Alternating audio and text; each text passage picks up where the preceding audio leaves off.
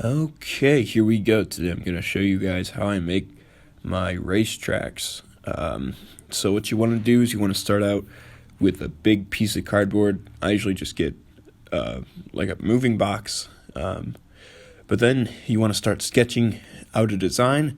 I usually use pictures from Google Maps, but if you're making a custom track, obviously you could just go with it. Use cars as a reference for how wide you want the track to be. I usually do it 3 or 4 cars wide. And usually you should sketch in pencil. I did it with a marker because, well, it didn't show up with pencil. So next, after you're done with the outline, what you want to do is you want to start painting the asphalt. If you want, you can start with the grass, but I usually start with the asphalt. So that's what I'm doing here. Just go nice, easy coats, and if you need to do a second coat, just wait for it to completely dry first, and then relayer it. I just kind of go section by section, laying it on kind of thick until it dries. It's acrylic paint. That's the paint I use, and it dries pretty quickly and pretty well. But I'm sure you could use other paint if you really wanted to. But acrylic paint works really well, and it's pretty cheap, so that's why I use it. And I think, at this point, I started using a sponge to fill in some of the bigger parts. I use a brush that's kind of small to do more precise strokes. But if you want to fill in a huge space, you don't even have to buy a sponge brush. I just used like an actual standard sponge. So this part, I'm going to show you, as you can see here, I started painting the grass. It was literally the same technique. It's just painting the asphalt. That's why I didn't show it. But I want to show you that obviously you're going to have to put multiple coats on because you can still see underneath the paint. You can see the black lines there. Make sure you use pencil like I said before.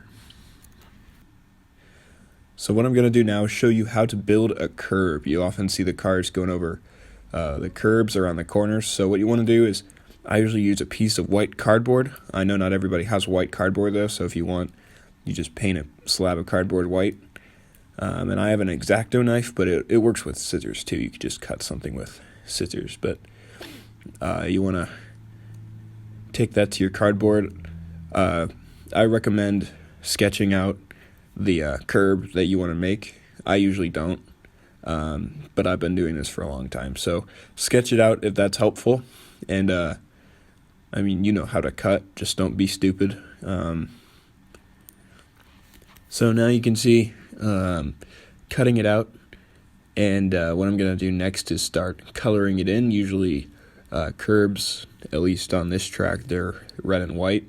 You see them as little squares, so whatever color you want, just grab yourself a marker or something and go to town. If you want, you can outline the squares, but I'm not doing that here. And then we have our finished curb. So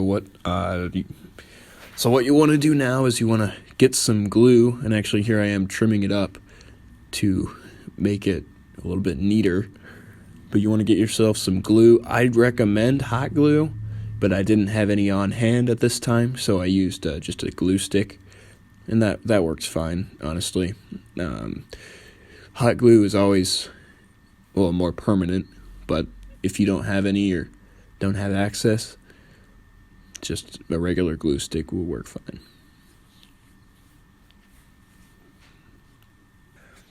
Here we have a sweeping turn. It's larger radius.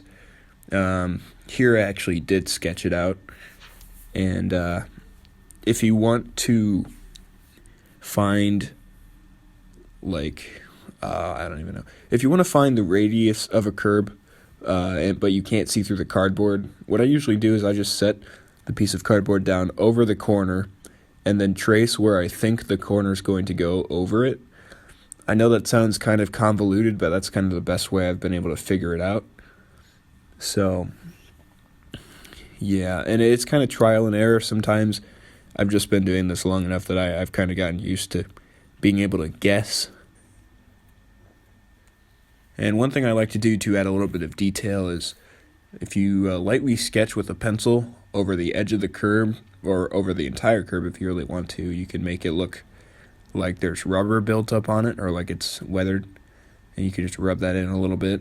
It kind of gives it that look of that. It gives it the look that it's been used a lot, which I quite like. So that about does it. As you can see here on my St. Petersburg track, if you want to make lines, you can paint the lines or you can draw them with a sharpie.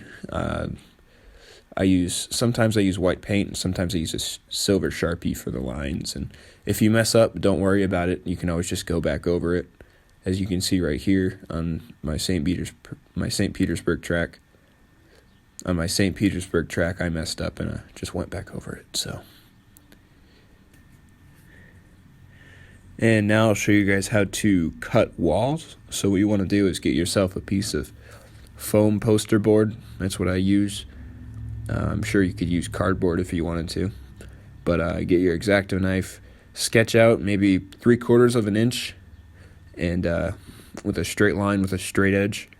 I already did that, so then you can see me cutting. Make sure you cut away from yourself. I don't know what I was thinking. I guess I was just kind of caught up in the moment, but make sure, always cut away from yourself. I was being kind of an idiot here. And you can see here I put the walls on the track, and what I did for this black barrier right here is I got some construction paper, and I cut about probably half the size of a regular wall, and then hot glued it on there, and then hot glued all of that down on the actual surface. As you can see, this is just a regular wall. And here is how you place the walls. Pretty simple. So this is the finished product. This is NOLA Motorsports Park down in New Orleans, Louisiana. So I want to thank you all for watching. Hope it was insightful. If you have any questions, feel free to ask down in the comments. And I'll see you guys next time.